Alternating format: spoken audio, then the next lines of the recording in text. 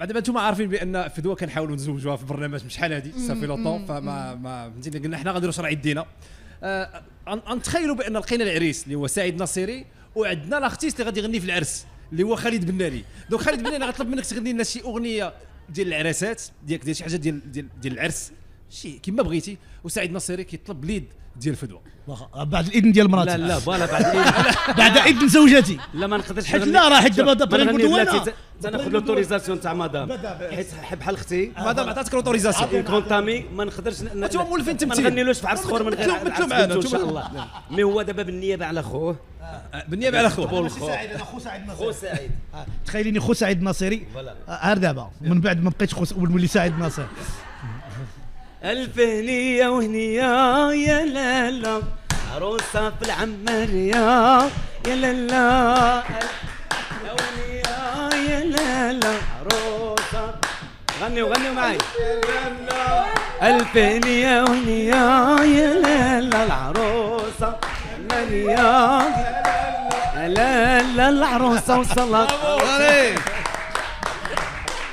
مبروك على خو سعيد يا ربي خو سعيد جميعا. كيفاش غدير شي دوموند دو مارياج اخو سعيد؟ انا لو كنت زعما انا يعني لنفرض انني ما مزوج شيء وبصراحه ما نلقاش احسن من الفدوى الزواج، لان اولا كتعطي اسئله واعرين باش الا جا عندك شي ضيفه وتسخرجوا ليها ما يبقاش يدور، غادا تعطي سؤال ما يبقاش يبان تقولي غتغدى غتعشى سير بحالك. فانا غادي نقول لك فدوى tu une fille super. حيت دابا الفرنساويه هي اللي كتنفع، هي اللي واكله. حيت دابا حنا العرب الدارجه عندنا بشكل ملي كتقول شي واحد كنحبك تقدر بحال كتعير تقول لها كنحبك ويلي يحبك ما عرفاش شنو. ملي كتقول لها شو امورو دو توا اون في لا بيز تدوز بوسو كتجي معيقه توجور الفرونسي. ولكن انا تنقول لك بانك اجمل انسانه شفتها عيني بعد مراتي وتنتمنى من الله انا لا دابا انا ما كايناش مرتي باقا ما جات صاحبي كون معايا.